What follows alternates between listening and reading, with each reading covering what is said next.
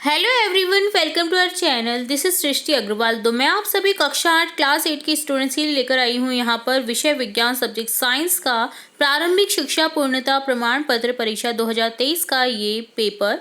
तो इस पेपर को आपको कम्प्लीटली डन करना है, क्योंकि आपकी जो आने वाली एग्जाम है उसमें क्या पता इन्हीं क्वेश्चन को आपको देखने को मिल जाए, क्योंकि ये किसी न किसी जिले में तो आना ही आना है। तो क्या पता आपका जिला वो हो जहाँ पर ये पेपर आ जाए।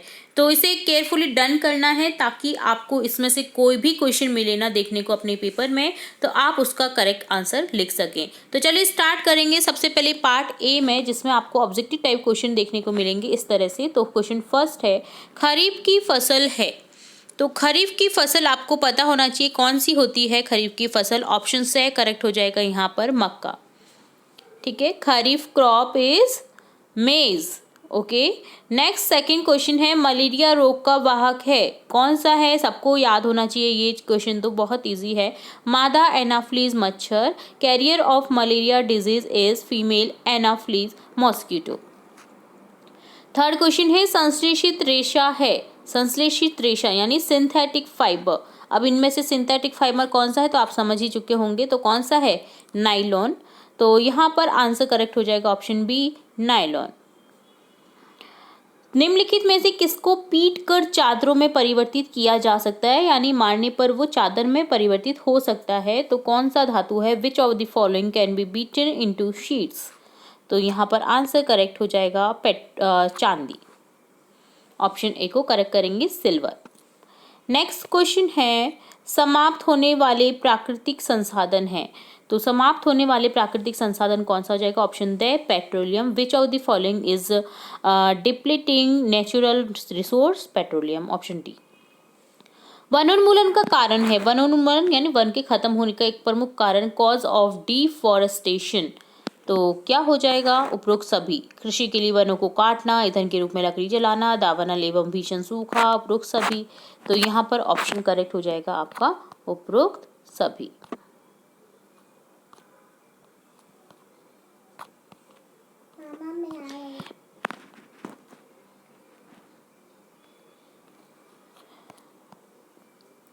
नेक्स्ट देखेंगे क्वेश्चन,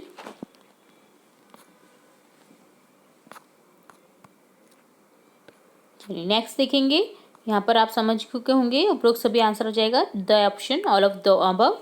तो नेक्स्ट क्वेश्चन है, आंतरिक निषेचन होता है किसके शरीर में होता है? आंतरिक निषेचन, अंदर का निषेचन जो होता है वो मादा के शरीर में होता है। Inside female body internal fertilization take place inside female body. तो ऑप्शन को आपको करेक्ट कर देना है फर्स्ट। चलिए नेक्स्ट देखेंगे, निम्नलिखित में से संकटापन वन्य जंतु है। संकट जिसके ऊपर आया हुआ है, कौन सा ऐसा जंतु है? निम्न में से बाघ, बारहसिंगा, काला हिरन। तो यहाँ पर हो जाएगा काले हिरन पर, जिसमें आपने अभी केस भी देखा होगा काले हिरन का, जो कि जोधपुर में चल रहा था सलमान खान के ऊपर। तो वो इसी के कारण चल रहा था, काले हिरन को उन्होंने मार दिया था, तो इसी के ऊपर वो केस भी चल रहा था। तो उसमें हालांकि साबित नहीं हो पाया कि कौन दोषी है कौन नहीं, बट हाँ, काले हिरन को मारना एक बहुत ही भयंकर अपराध है और आपराधिक घटना है। काले हिरन को मारना ये बहुत ही संकटापन वन्य जंतु है, जो कि आजकल बहुत देखने को नहीं मिलते हैं, बहुत ही कम रह गए हैं ये। नेक्स्ट यहाँ पर तो ऑप्शन सी को करेक्ट करेंगे, ब्लैक डियर। मशीनों में बॉल बेयरिंग का उपयोग किया जाता है। Ball bearing are use in machine, किसके लिए यूज में लिया जाता है? यहाँ पर घर्षण को कम करने के लिए। ऑप्शन ए को करेक्ट कर देंगे, टू रिड्यूस फ्रिक्शन। निम्न में से किस वाक् ध्वनि की आवृत्ति न्यूनतम होने की संभावना है? किसकी? तो यहाँ पर जिस जो है वाक् ध्वनि जिसकी सबसे ज़्यादा मोटी आवाज़ होगी ना, उसकी न्यूनतम होने की संभावना है। तो सबसे मोटी आवाज़ यहाँ पर दिए गए इनमें से कौन सी होगी? पुरुष की। तो ऑप्शन सी को करेक्ट कर देंगे, मेल। ठीक है, which of the following speed sound is likely to हैवेस्ट lowest frequency? Male. Option C को करेक्ट कर देना है। विद्युत का सुचालक है, यानी कि करंट आ सकता है उससे। कौन सी चीज़ें यहाँ पर? लकड़ी, प्लास्टिक, लोहा, उपरोक्त सभी। तो जी लकड़ी प्लास्टिक में नहीं आता है। लोहा जो है ना, ऑप्शन सी आयरन, ये करेक्ट हो जाएगा यहाँ पर। तो उपरोक्त सभी नहीं लिखना है। जहाँ पर उपरोक्त सभी दे रखा है जरूरी नहीं है कि वहाँ पर उपरोक्त सभी ही आए। तो ऑप्शन सी को करेक्ट कर देना है, लोहा। Conductor of electricity, which is the following is conductor of electricity, तो आयरन हो जाएगा करेक्ट आंसर। जब कांच की छड़ को रेशम के कपड़े से रगड़ते हैं तो छड़ क्या होता है? When a glass rod is rub with a silk cloth the rod is, क्या हो जाएगा? तो आंसर हो जाएगा यहाँ पर धनावेशित हो जाती है और कपड़ा ऋणावेशित हो जाता है। तब आप ऐसे रगड़ते हैं ना, तो आप बालों के ऊपर लगा के देखिए तो बाल चिपकने लग जाते हैं ऐसी चीज़ से। तो ये क्या है? धनावेशित हो जाती है वो चीज़, और कपड़ा जो है वो ऋणावेशित हो जाता है। ठीक है, तो आप ऑप्शन बी को करेक्ट करेंगे, get positivity charge the cloth become negativity charge. भूकंप पानी का कारण है, तो करेक्ट हो जाएगा पृथ्वी की प्लेटों की गतियों के कारण। तो ऑप्शन सी को करेक्ट करेंगे। अभी रिसेंटली भूकंप आया था अफगानिस्तान और नॉर्थ अपने इंडिया में भी आया था हल्का फुल्का अर्थक्वेक। तो ये क्यों होता है? क्योंकि पृथ्वी की प्लेटों की गतियां बदलती हैं, तो इस कारण से अर्थक्वेक आता है। तो यहाँ पर ऑप्शन सी को करेक्ट कर देंगे, मोशन ऑफ अर्थ प्लेट्स। लाल ग्रह के नाम से जाने वाला ग्रह, सबसे इंपॉर्टेंट क्वेश्चन है, साइंस का सबसे ज्यादा पूछे जाने वाला question. The planet known as red planet is, कौन सा है? मंगल ग्रह, जिसे लाल प्लेनेट भी कहा जाता है, और ये दूर से देखने पर हमें दिखाई भी देता है अगर आप केयरफुली आसमान में देखेंगे तो मंगल ग्रह जो है वो लाल ग्रह के नाम से जाना जाता है। Planet known as red planet is Mars. रुधिर में ऑक्सीजन की वाहक क्षमता कम करने वाली गैस कौन सी है? The gas that reduces the carrying capacity of oxygen in the blood is, answer हो जाएगा कार्बन मोनोऑक्साइड, जो कि बहुत ही खतरनाक रहती है हमारे बॉडी के लिए। तो ऑप्शन बी को करेक्ट करेंगे, कार्बन मोनोऑक्साइड। सेकेंड क्वेश्चन है यहाँ पर, उचित शब्द छाटकर रिक्त स्थानों की पूर्ति कीजिए। आपको उचित शब्द को छाटकर के रिक्त स्थान की पूर्ति करनी है। फलीदार पौधों की जड़ों में क्या पाए जाते हैं? तो फलीदार पौधों की जड़ों में राइजोबियम बैक्टीरिया पाए जाते हैं। रट लीजिए इन क्वेश्चन को, बहुत ही इंपॉर्टेंट क्वेश्चन है, कहीं ना कहीं आपको देखने को ये मिल ही जाएंगे। तो यहाँ पर आ जाएगा राइजोबियम बैक्टीरिया। टाइफाइड किसके द्वारा होता है? जीवाणुओं के द्वारा होता है ना, गंदगी के कारण। तो यहाँ पर ऑप्शन सेकंड करेक्ट कर देंगे, जीवाणु। थर्मोसेटिंग प्लास्टिक का उदाहरण है, कौन सा है यहाँ पर थर्मोसेटिंग प्लास्टिक? बेकेलाइट। याद हो जाना चाहिए ये आपको अभी ही कि थर्मोसेटिंग प्लास्टिक का उदाहरण एक बेकेलाइट भी है। धातुएं ऑक्सीजन से क्रिया कर क्या बनाती हैं? धात्विक ऑक्साइड। नाम से आपको पहचान जाना चाहिए कि धातु बना रही है तो धात्विक तो आना ही है, धात्विक ऑक्साइड बनाती हैं। जीवाश्म ईंधन है यहाँ पर, कौन सा है? पेट्रोलियम, जिसे समाप्त होने में बिल्कुल भी देरी नहीं लगेगी, जिस तरह से खत्म होता जा रहा है। तो पेट्रोलियम एक जीवाश्म ईंधन है। प्रवासी पक्षी सुदूर क्षेत्रों से रिक्त स्थान परिवर्तन के कारण पलायन करते, क्या परिवर्तन होता है वहां पर? मौसम का परिवर्तन। तो यहाँ पर हो जाएगा मौसम परिवर्तन के कारण पलायन करते हैं। टैडपोल का व्यस्क में रूपांतर, टैडपोल किसको कहा जाता है? जो मेंढक होता है ना, मेंढक के छोटे रूप को। तो जो टैडपोल है का व्यस्क में रूपांतरण क्या होता है? कायांतरण कहलाता है। जूतों के तले किसके कारण घिस जाते हैं? घर्षण के कारण। घर्षण से तो आप चल पाते हैं, तो यहाँ पर घर्षण हो जाएगा। ठीक है, तो सेम इंग्लिश में भी है, आपको इस तरह से करेक्ट कर देना है। ठीक है, थर्ड क्वेश्चन है, यदि कथन सही है तो ट्रू लिखना है आपको, कथन गलत है तो फॉल्स लिखना है। तो अवांछित या अप्रिय ध्वनि को संगीत कहते हैं? जी नहीं, यहाँ पर ये फॉल्स हो जाएगा। सजातीय आवेश एक दूसरे को आकर्षित करते हैं, एक ही जात के? जी नहीं, एक दूसरे को आकर्षित नहीं करते हैं, फॉल्स है। विपरीत जो प्रकृति होती है, जैसे उत्तरी सिरे को दक्षिणी सिरे से मिलाया जाए अगर चुंबक के, तो वो आकर्षण करेंगे। ठीक है, पृथ्वी सौर परिवार का सबसे छोटा ग्रह है? जी नहीं, बुध है सबसे छोटा। चलिए नेक्स्ट देखेंगे, सॉरी यहाँ पर इसको आप इंग्लिश में भी देख लीजिएगा। ठीक है, आंसू जल में विद्युत धारा का संचालन होता है? जी नहीं, फॉल्स है ये भी। क्लोरोफ्लोरोकार्बन एक प्रदूषक गैस है? ट्रू। लोहे में संचारित होने तथा जंग लगने की प्रवृत्ति होती है? जी हाँ। प्रोजेक्ट टाइगर बाघ की संरक्षण से संबंधित है? तो जी हाँ, ये भी सही है। ठीक है, टाइगर और चीता में डिफरेंट होता है। बाघ में धारियाँ होती हैं, चीता में डॉट्स होते हैं, जो कि अभी रिसेंटली हमारे इंडिया में लाया गया है। तो वो है चीता। इसे इंग्लिश में भी चीता बोलते हैं और हिंदी में भी चीता बोलते हैं। चीता और बाघ एक ही प्रजाति नहीं है, अलग अलग है। उसमें चीता में जो होते हैं वो डॉट्स होते हैं और बाघ में रहते हैं रेखाएं, यानी धाराएं रहती है ब्लैक कलर की। तो आप कंफ्यूज ना हो कि ये एक ही चीज़ को, टाइगर को हिंदी में चीता कहा जाता है। जी नहीं, टाइगर को हिंदी में बाघ कहा जाता है और चीता को हिंदी इंग्लिश दोनों में ही चीता जाना जाता है। ठीक है, तो यहाँ पर ये क्वेश्चन आया है तो मैंने बता दिया आपको इनमें अंतर भी। चलिए नेक्स्ट बढ़ेंगे आगे। कॉलम ए को कॉलम बी से मिलान करना है, तो रबी की फसल को मिलान करेंगे आपको। रबी की फसल कौन कौन सी हो जाएगी? गेहूं, चना। एक प्रोटोजोआ क्या हो जाएगा? मलेरिया का कारक। कपास क्या है? एक प्राकृतिक रेशा। डीजल क्या है? मोटर ईंधन है। अंडाणु उत्पादित होते हैं अंडाशय से। ठीक है, तो इस तरह से आपको इन्हें मिलान कर देना है। नेक्स्ट क्वेश्चन फिफ्थ है, मिट्टी में पोषक स्तर को बनाए रखने के लिए क्या मिलाया जाता है? What is added to maintain the nutrient level in this soil? Answer हो जाएगा खाद। कैरम खेलते समय कैरम बोर्ड पर घर्षण कम करने के लिए किसका उपयोग किया जाता है? व्हाट इज द यूज और reduce friction on the carrom board while playing carrom? तो आप क्या डालते हैं? पाउडर डालते हैं ना उस पर, तो यहाँ पर करेक्ट हो जाएगा पाउडर। नेक्स्ट है, किसी एक ध्वनि प्रदूषक का नाम लिखें, तो ध्वनि प्रदूषक हो जाएगा गाड़ियों का हॉर्न। विद्युत के एक कुचालक पदार्थ का नाम लिखिए, तो यहाँ पर हो जाएगा प्लास्टिक। नेक्स्ट है, विश्व उष्णन के लिए उत्तरदायी गैस का नाम? Carbon dioxide.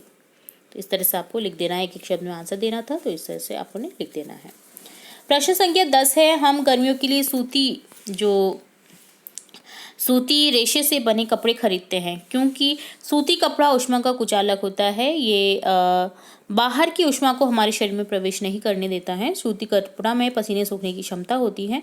सूती कपड़े शरीर से चिपकते नहीं हैं।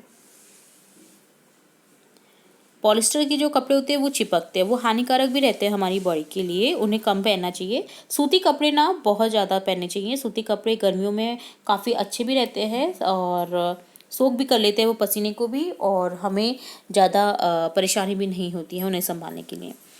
धातु व अधातु में 3 अंतर लिखने हैं, तो धातु चमकदार होते हैं जबकि अधातु क्या होते हैं? चमकदार नहीं होते हैं। धातु विद्युत की सुचालक होते हैं जबकि अधातु विद्युत की कुचालक होते हैं। धातु में आघातवर्धनीय का गुण होता है जबकि अधातु में आघातवर्धनीय का गुण नहीं होता। जितना मारते हैं ना धातु उतना ही फैलता जाता है, जबकि अधातु ऐसा नहीं करते हैं। प्रश्न संख्या 12, गीले फर्श पर चलना कठिन होता है क्योंकि जूतों व फर्श के बीच घर्षण बल का मान कम होता है, और जब हम गीले फर्श पर चलेंगे तो आगे की ओर गति के लिए उचित प्रतिक्रिया बल प्राप्त नहीं कर पाएंगे। ठीक है,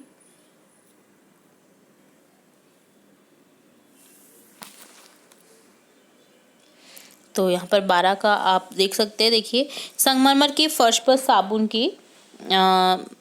के पानी से भरी बाल्टी उलट जाए तो इस फर्श पर आपके लिए चलना आसान होगा या कठिन? तो अपने उत्तर का कारण बताना है।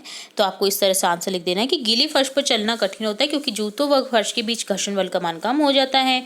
जब हम गीले फर्श पर चलेंगे तो आगे की ओर गति नहीं कर पाएंगे, उचित प्रतिक्रिया बल नहीं प्राप्त कर पाएंगे, इसलिए हम फिसल जाएंगे। ठीक है, प्रश्न संख्या 13 है, यहाँ पर आग बुझाने के लिए पानी के इस्तेमाल से पूर्व विद्युत आपूर्ति बंद क्यों की जाती है? समझाइए। तो आंसर लिखेंगे, क्योंकि साधारण पानी विद्युत का सुचालक होता है। यदि आग बुझाते समय विद्युत आपूर्ति बंद नहीं करेंगे तो करंट लगने से जान जा सकती है, अतः इस खतरे से बचने के लिए विद्युत आपूर्ति बंद की जाती है। भूकंप से बचने के लिए आप क्या सावधानियां बरतेंगे? तो आंसर लिखेंगे, भूकंप से बचने के लिए हम निम्न सावधानियां बरतेंगे। भवनों का डिजाइन ऐसे रखेंगे कि वो भूकंप के झटकों को सह सके। भवन निर्माण में लकड़ी का ज़्यादा से ज़्यादा उपयोग करेंगे। अलमारियों आदि को दीवारों के साथ फिट कर देंगे ताकि वो गिरे ना आपके ऊपर, और दीवार के अंदर अगर फिट रहेंगी ना तो वो फटाफट से गिरेंगी नहीं आपके ऊपर, और आप इससे सुरक्षित भी रहेंगे। नेक्स्ट क्वेश्चन है, सौर परिवार का नामांकित चित्र बनाइए। आपको नामांकित चित्र बनाना है सौर परिवार का, तो इस तरह से आपको बना देना है, जिसमें 8 ग्रह को आपको इस तरह से दर्शा देना है। ठीक है, चलिए नेक्स्ट देखेंगे क्वेश्चन। सीएनजी एलपीजी का ईंधन के रूप में उपयोग से क्या लाभ है? तो सीएनजी एलपीजी का लाभ है, जैसे एलपीजी बिना धुआं किए जलती है जिससे वायु प्रदूषण नहीं होता है। ये सुगमता से जलते हैं, इनका ऊष्मीयमान कम होता है,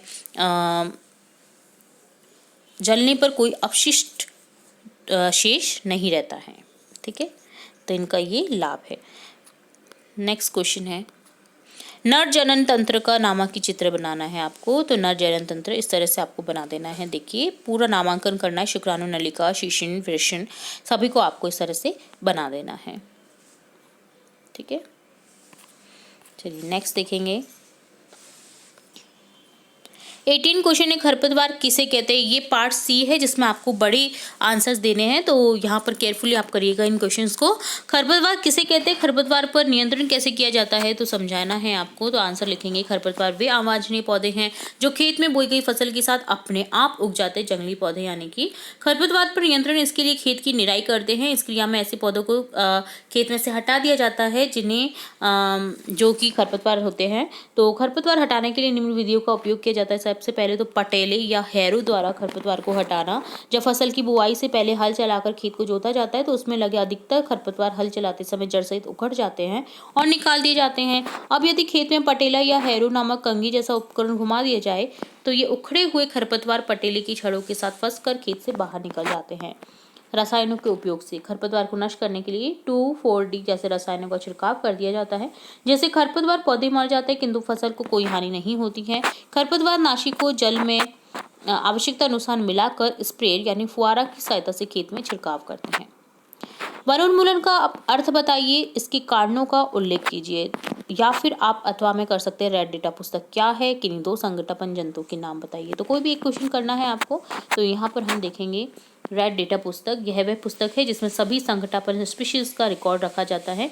पौधों, जंतुओं और अन्य स्पीशीज के लिए अलग अलग रेड डेटा पुस्तकें हैं। संकटापन जंतु है भारतीय शेर और गैंडा, जो कि बहुत ही कम रह गए हैं। अधिकतर आपको अब तो जू में ही देखने को मिलेंगे भारतीय शेर, वो भी बहुत रेयर, तो यही रह गए हैं, बाकी कहीं भी अब शेर नहीं दिखाई देता है, यानी कि ये संकटापन है।